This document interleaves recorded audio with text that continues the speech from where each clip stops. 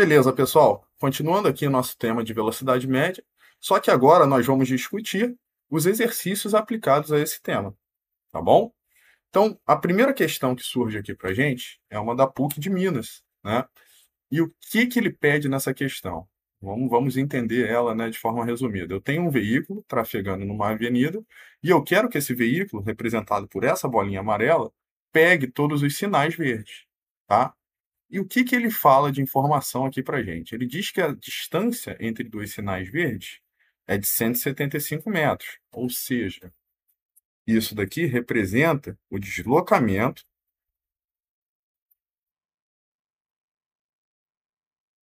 que esse veículo tem que realizar, tá bom? E quanto tempo, né, esse veículo precisa percorrer essa distância para que ele pegue ambos os sinais verdes? Ele tem que percorrer essa distância em 9 segundos, tá bom? Que é o nosso ΔT. Só completando aqui nossa figura, né? Notem que nosso eixo orientado ele se encontra para a direita, ou seja, a nossa posição cresce para a direita e o nosso deslocamento, desde que ele seja para a direita, vai ser positivo. E é importante que eu coloque a unidade apropriada aqui que eu estou utilizando nesse problema. Nesse caso, né, nosso eixo orientado, ele está se referindo a uma distância que está sendo medida em metros. Então, dentro desse parêntese daqui, eu vou colocar o metro. Beleza? O que nós vimos na nossa aulinha, pessoal? Que a velocidade média, ela é ΔS por ΔT. E o enunciado já me dá essas duas informações. Ele me diz aqui que o ΔS, que é o deslocamento, vale 175 metros, e o ΔT vale 9 segundos. Certo? Eu vou deixar isso assim por enquanto, tá? Não vou realizar essa conta. Então, nossa resposta é 175 dividido por 9 metros por segundo. Não precisa ter pressa, pessoal. Por que eu não estou realizando essa continha agora? Porque ele pede, né, para a gente em quilômetros por hora, tá bom? Então, para obter o resultado que ele está pedindo aqui, eu preciso multiplicar a nossa resposta por 3,6. Ao fazer essa continha, eu vou obter alguma coisa, pam, pam, pam, em quilômetros por hora. Como que eu obtenho esse número aqui, esse valor de velocidade que ele quer? É simples. Notem o seguinte, acompanha a setinha aqui comigo. Eu tenho 175 dividido por 9 vezes 3,6. Tá bom? 3,6, pessoal. Como que você pode escrever esse número daqui? 3,6 nada mais é do que 9 vezes 0,4. Tá bom? Isso daqui é muito útil quando você não tem calculadoras em mãos, né? Então, você pode usar esse tipo de truque aqui. Corta, corta, tá? Então, você precisa só multiplicar 175 por 0,4.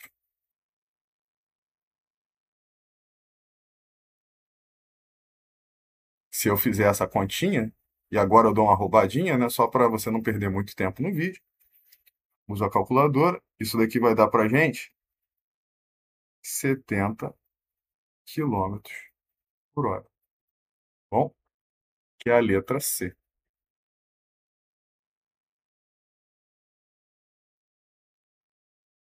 Beleza, gente? Alguma dúvida? Tranquilo, né? Bora partir para a próxima. Vamos lá, pessoal. Essa questão da UERJ, eu acho ela bem interessante, porque você não precisa fazer conta, conta, conta. É uma questão de interpretação e ela também ela mede a sua razoabilidade na hora de interpretar uma questão. O que ela diz para a gente? Bom, eu tenho um carro aqui e esse carro percorre uma estrada recém-asfaltada em 1 hora e meia sem parar. Ele pergunta a extensão do percurso. Vamos analisar aqui. A primeira opção que aparece para a gente é de 10 ao cubo metro, tá? 10 ao cubo metro, só recordando aqui, equivale a 1 quilômetro. Pessoal, parece razoável para vocês um carro andar 1 quilômetro em 1 hora e meia? Para mim não parece. Se você parar para analisar, né, se você andando bem devagarinho, em 12 minutos você percorre 1 quilômetro. Então, galera, essa opção não pode ser a nossa resposta. A segunda opção, ela vale 10 a 4 metros, né? Seriam 10 quilômetros. Também foge muito da realidade, tá bom? Eu não marcaria essa opção. A terceira opção vale 100 quilômetros. E ela já parece ser compatível com a distância que um carro percorreria em 1 hora e meia. Por que, que eu não marco a última? Já antecipando. Porque a última opção equivale a 1.000 quilômetros. E aí que tá, galera. A não ser que você tenha um carro absurdo, um carro de Fórmula 1 e infrinja todas as leis de trânsito possíveis, você não vai percorrer essa distância de 1.000 quilômetros em 1 hora e meia. Pô, eu moro aqui no Rio, né? Distância do Rio até São Paulo, uns 450 quilômetros, mais ou menos. Você faz isso em 5 horas e meia. Não dá para você percorrer essa distância em 1 hora e meia, tá bom? Então aqui a gente vem e marca como resposta a letra C. Beleza, pessoal? Bora lá, pessoal. Essa questão daqui é uma questão do Enem bem simplesinha. Então, você tem aqui uma empresa, né, que quer fazer uma entrega da forma mais rápida possível. E o que, que ele dá de informação aqui para a gente? Bom, o entregador ele vai ter que percorrer dois trechos. Um trecho com 80 quilômetros de comprimento, ou seja, esse é o deslocamento no primeiro trecho, e outro trecho com 60 quilômetros de comprimento. Em cada um dos trechos, você tem uma velocidade máxima permitida. No primeiro trecho, essa velocidade é de 80 quilômetros por hora, e no segundo trecho, essa velocidade é de 120 quilômetros por hora. E ele diz para a gente que esse entregador vai estar sempre andando a mesma velocidade, vai estar andando a velocidade máxima da via. Isso facilita bastante nossa vida. Por quê?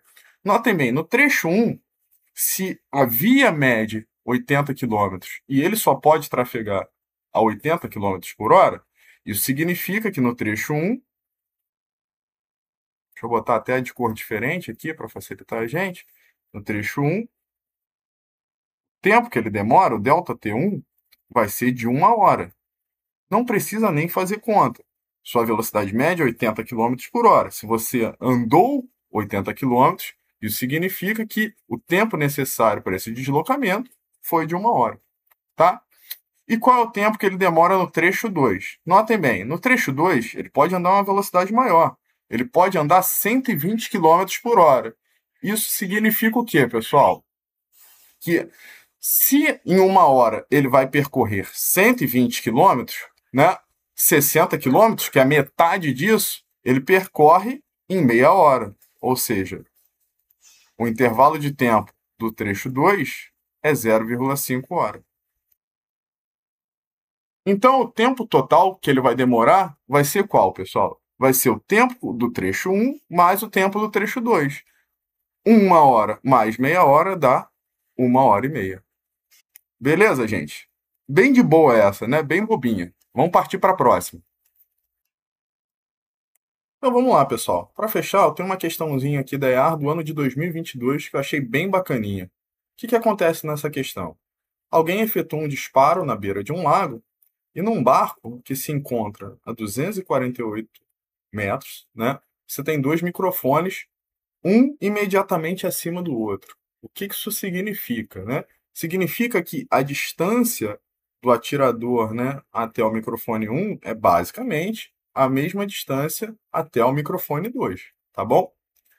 E ele diz aqui que os microfones eles captam os sons com um certo delay entre os sinais, ou seja, um detector vai captar o som antes do outro. Isso acontece porque, conforme nós vamos ver lá no nosso estudo de ondas, as ondas sonoras, que são as responsáveis, né, pela propagação desse sinal, elas vão se deslocar mais rápido no meio sólido e no meio líquido do que no meio gasoso, que é o meio do ar, tá bom? Então, o som ao se deslocar por essa linha tracejada aqui, né, amarelinha, vamos considerá-la toda dentro da água, ele vai percorrer essa distância bem mais rápido do que o som que está se propagando no ar, tá bom? E ele está interessado em descobrir a velocidade do som na água, tá? Então, como é que nós fazemos isso, pessoal? Vamos começar aqui analisando o microfone que se encontra no ar, tá bom? Então, o movimento, né, descrito pelo esse som, ele tem uma velocidade constante. Então, eu posso usar perfeitamente aqui a minha formulinha da velocidade média. Eu escrevo aqui a velocidade média, né, V1 é igual ao ΔS, que é o único, né, para o som, tanto se propagando no ar quanto se propagando na água, dividido pelo tempo que ele demora para chegar até o microfone 1, tá bom? Então vamos lá. A minha velocidade 1, ela vale 240 metros por segundo. Para não se perder na questão, sempre acompanhe a setinha, sempre. Então, no lugar do V1, eu vou colocar 240. Agora aqui, eu tenho o igual, então vai ser 244, desculpa, 2.448 divididos pelo tempo 1, tá bom? Então, qual vai ser meu tempo 1, pessoal? Meu tempo 1 vai ser 2.448, opa, saiu meio feio aqui, dividido por 240, tá? Não façam essa conta agora. Deixe isso daqui armadinho, que depois vai facilitar a gente, embora pareça um pouquinho feio essa fração, tá bom? Beleza. E o microfone 2, né? Qual é o tempo que o som vai demorar para chegar até o microfone 2? Galera, é a mesma coisa, só trocando os índices. No lugar de índice 1, vai ter índice 2, que ele vai estar se referindo ao microfone 2. Então, eu vou escrever aqui que V2, que é a velocidade do som no líquido, né? No caso, esse líquido é a água, é igual ao ΔS, que é o deslocamento, que é o mesmo para os dois, dividido pelo tempo 2. Fazendo, né, basicamente a mesma coisa que eu fiz aqui embaixo, no lugar do ΔS vai entrar a mesma informação, 2.448. O V2 nós não temos e o ΔT2 nós não temos também. Então eu vou escrever aqui que ΔT2 vai ser o que, pessoal? 2.448 dividido por V2. Segura essa informação. No enunciado, ele fala o que para a gente também, pessoal? Que a diferença entre os intervalos de tempo que você demora para captar um som e o outro é de 8,5 segundos.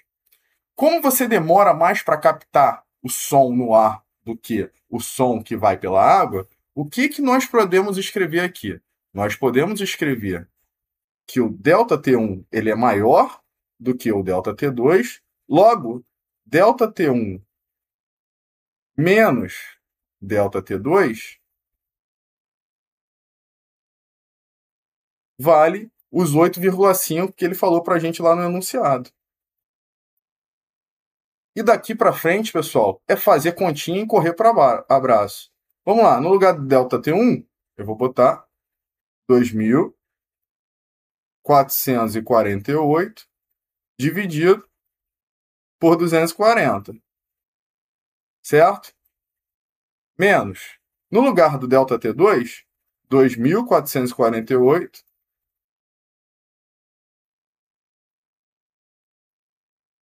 dividido por V2, que é o que nós queremos saber. Isso daqui é igual a 8,5. Tá? O que a gente tem que fazer aqui? Nós temos que isolar o V2. Vamos acompanhar a setinha, tá bom? Eu vou fazer o seguinte primeiro.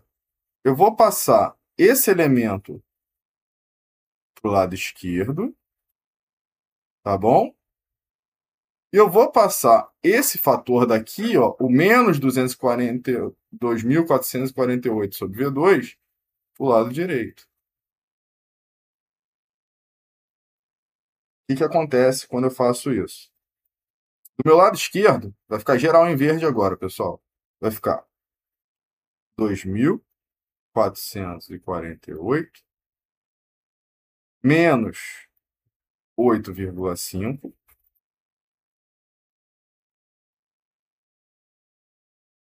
e o 240 no denominador aqui do 2.448. Isso é igual ao quê?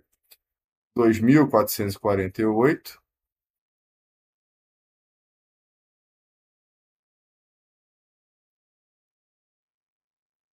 sobre V2. Beleza. Acompanhando a setinha. Que é mais um exercício de matemática, né, pessoal? A física em si, ela já acabou nesse problema tem um tempo. Eu vou pegar e vou multiplicar, né, o 240 por 8,5 para tirar o MMC entre esses dois elementos que estão do meu lado esquerdo em verde. Então vai ficar 2.448 menos 240 vezes 8,5 dividido por 240. Isso é igual. Aí aqui repete. 2.000. Opa, troquei a cor. 2.448. E aqui, V2. Certo? Então, notem bem, pessoal. 240 vezes 8,5 dá 2.040. Óbvio que eu fiz isso na calculadora, não fiz de cabeça, né? Tem que dar uma roubadinha de vez em quando. Então, vamos continuar aqui. O que eu vou ter do lado direito? Do lado esquerdo, né? Do lado esquerdo, eu tenho 2.448 menos 2.040. Isso daqui vai dar para a gente quanto? Vai dar 408. Tá bom? No denominador segue o 240. E no numerador do lado direito, eu tenho 2.448, isso dividido por V2. E qual é o lance aqui, pessoal? Eu gosto de deixar as contas para fazer no final, porque muitos fatores podem ser simplificados.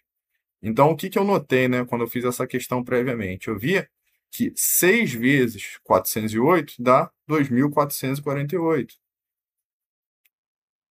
Então, eu posso simplificar por 6 dos dois lados. Desculpa, eu posso simplificar por 408 dos dois lados, né? Ao fazer isso, o que vai sobrar no numerador do lado direito? Vai sobrar 1. E aqui, do lado esquerdo, né? Desculpa. E do lado direito vai sobrar 6. Bom? Então, quem vai ser o nosso V2, pessoal? V2 vai ser nada mais, nada menos do que 6 vezes 240. E isso vai dar para a gente 1.440 metros por segundo. Voltar lá, é a opção C. Beleza, gente? Um pouquinho longa essa questão, né? Mas não tem muito mistério nela. É só interpretação mesmo. Tranquilo? É isso aí, pessoal. Chegamos ao final da nossa aula. Muito obrigado aí pela sua audiência. Deixe seu like, se inscreva no canal. Até o próximo encontro e um grande abraço.